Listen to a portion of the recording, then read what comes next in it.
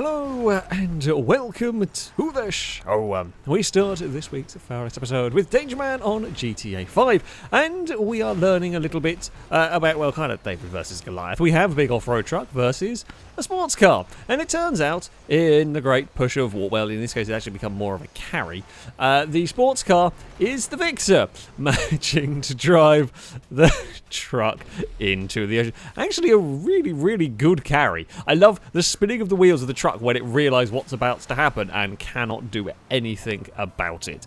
Winterman is up next on GTA 5. Now they're doing one of the drive to some random checkpoint missions that does spawn in some mercenaries. Now, monster truck, not the easiest thing to drive on this terrain. It does kind of bounce around quite a lot. However, don't worry, the mercenaries have difficulties with helicopters. Yep, that's... I mean, it's worse for them. I'm not gonna. The monster truck falls off the mountain a little bit, but yeah, that wasn't very clever. We are sticking with GTA 5 with Dom, going for a little bit of Race the Flash GT that is notorious for one thing, and that is going up onto its side. Amazingly, two-wheel moment around the corner when their friend turns up, and helps make the two-wheel moment a little bit worse. Also, probably shouldn't have been typing and should have been looking where they were going when it fell into the water. Just a bad way, a funny, very funny way to end a race. Not an ideal one, but there we go. The Last Caesar is up next on GTA 5. Now, they have, I presume, some sort of armoured truck or whatever, because it survives a lot of explosions. Now, they're trying to save their friend from a tank.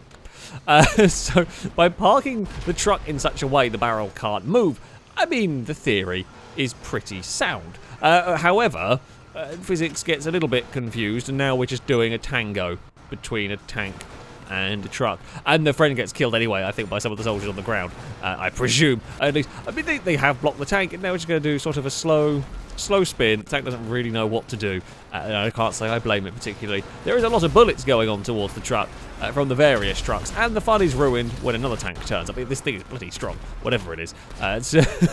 Some more shots then ring off, but yeah, who knew trucks and tanks can do their own little dance? Now, we have Chevelle up next on GTA 5. I've seen cars spawning in glitches before, and I believe this session may be modded in some way or another, judging by the fact this is a taxi in a weird colour. However, I've never seen a spawning in weirdness such as this. So, the messer it's trying to spawn in is in this area. A bunch actually just falls through the floor while it's spawning more, and it just keeps spawning vehicles in. As you can see, some are on fire. I know what I was expecting when looking at this. I know what you're all expecting looking at this. There's another whole wave of them managed to get spawned in. And you're just waiting. You're waiting for the inevitable explosion because it keeps going on and on and on. But but it goes up eventually. You know it does. I think it was an AI car driving into the mix that set it off. It's one of the biggest explosions I think I've ever seen in GTA. It's ridiculous. It's absolute.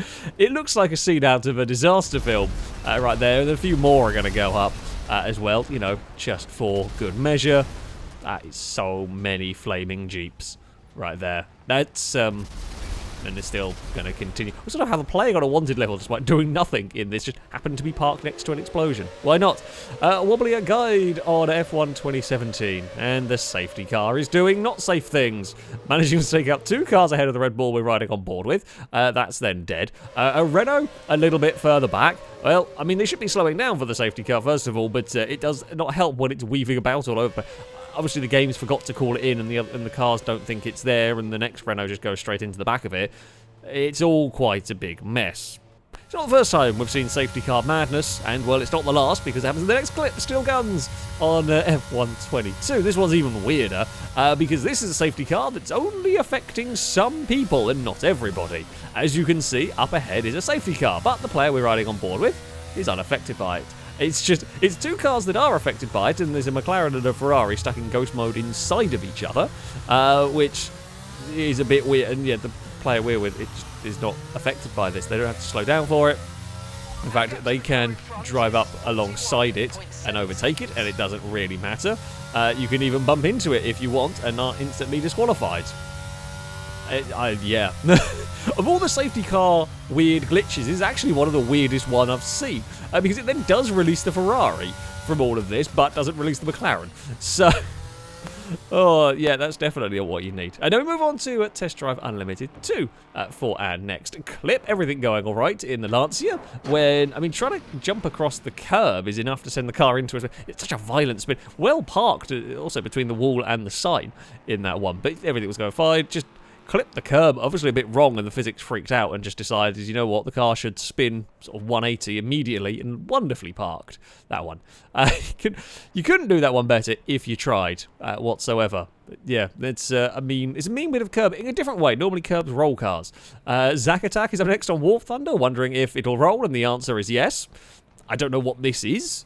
Particularly, it's a wacky little contraption, I'll say that much, but the answer is yes. Yes, it will roll if you're not paying full attention and slightly bump into a big concrete thing. It will, and like, no adverse effects, no damage seems to have been done whatsoever. So sure, why not?